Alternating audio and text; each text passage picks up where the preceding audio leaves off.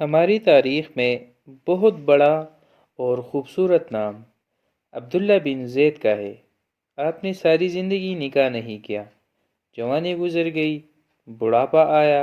ایک دن بیٹے حدیث مبارکہ پڑھ رہے تھے تو اس میں نبی کریم صلی اللہ علیہ وآلہ وسلم کا فرمان پڑھا، جس کا مفہوم تھا کہ جنت میں کوئی اکیلا نہیں ہوگا جو نکاح کی عمر میں نہیں پہنچا، یا پہنچا بھی تو کسی وجہ سے نکاح نہیں ہوا اور وہ مسلمان ہی مرا، تو اللہ مسلمان مردوں اور عورتوں کا جنت میں آپس میں نکاح کر دے گا۔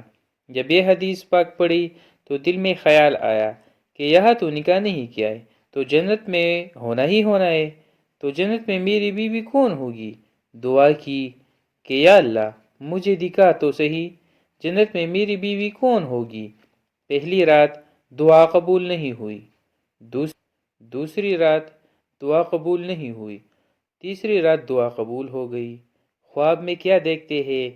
کالے رنگ کی عورت ہے، حضرت بلال حبشی کے دیش کے رہنے والی، حبشہ کے دیش کی، اور وہ کیا کہتی ہے کہ میں میمونہ ولید ہوں اور میں بصرہ میں رہتی ہوں۔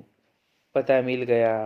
آنکھ کھلی، حضرت کی تہجد کا وقت تھا، تہجد پڑھی، نماز فجر باجماعت ادا کی اور بصرہ کی طرف سواری لے کر روانہ ہو گئے۔ حضرت کا نام بہت ہی بڑا تھا۔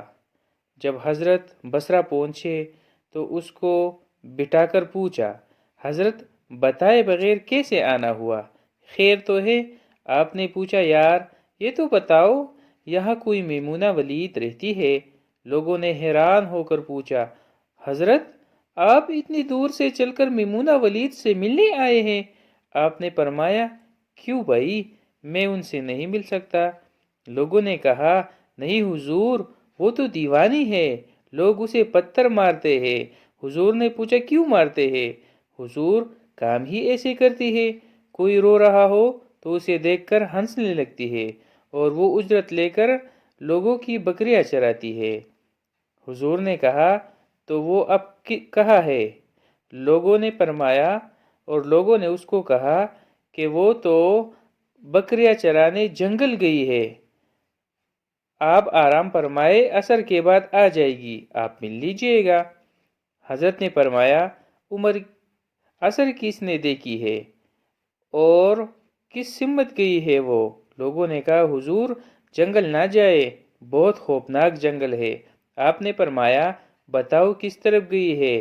لوگوں نے بتایا، آپ فرماتے ہیں کہ میں نکل گیا۔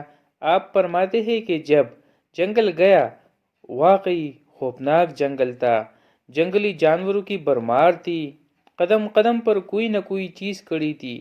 آپ فرماتے ہیں کہ قربان جاؤں اس عورت کی مردانگی پر کہ وہ اس جنگل میں کس طرح بکریاں چرا رہی ہے، شیروں نے اس کی بکریوں کو ابھی تک کھایا ہی نہیں، اتنے درندے ہیں، سارے مل کر حملہ کر دے تو کیا کرے گی؟ یہ اکیلی عورت کس کس کو روکے گی؟ خیر، آپ فرماتے ہیں کہ وہ جگہ جہاں لوگوں نے مجھے بتائی تھی، میں وہاں پہنچ گیا۔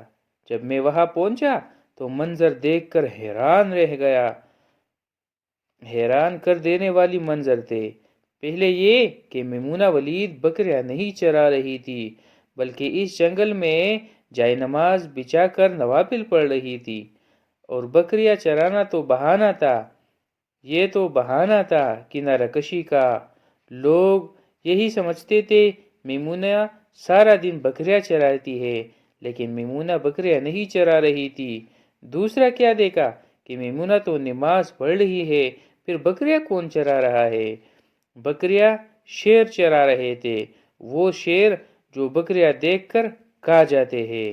آپ فرماتے ہیں، میں حیران و پریشان کھڑا تھا کہ یہ کیسے ہو گیا ہے، یہ فطرت کیسے بدل گئی؟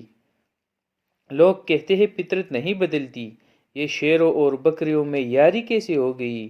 آپ فرماتے ہیں، میں دنگ حیران و پریشان کھڑا وہ سب منظر دیکھ رہا تھا۔ میمونہ ولید نے نماز ختم کر دی اور مجھے مخاطب کر کے کہتی ہے کہ اے عبداللہ، ملنے کا وعدہ تو جنت میں تھا، آپ یہاں آ گئے۔ آپ فرماتے ہیں، میں حیران ہو گیا، اس سے پہلے تو ملاقات بھی نہیں ہوئی، تو حضرت میمونہ ولید کو میرا نام کیسے پتہ چلا؟ آپ فرماتے ہیں کہ میں نے حضرت میمونہ ولید سے پوچھا اور اس سے سوال کیا کہ اس سے پہلے ہم ملے نہیں، ملاقات نہیں ہوئی ہماری، تو میرا نام کیسے پتہ چلا؟ تو اس نے جواب دیا کہ حضرت میمونہ ولید فرماتی ہے، عبداللہ، جس اللہ نے رات کو تجھے میرے بارے میں بتایا ہے، اسی اللہ نے مجھے آپ کے بارے میں بتایا ہے۔ آپ فرماتے ہیں کہ جس چیز نے مجھے سب سے زیادہ حیران کیا وہ یہ تھا کہ یہ فطرت کیسے بدلی۔ میں نے حضرت میمونہ ولید سے پوچھا، آپ یہ تو بتاؤ کہ شیروں نے بکریوں کے ساتھ یاری کیسے کر لی؟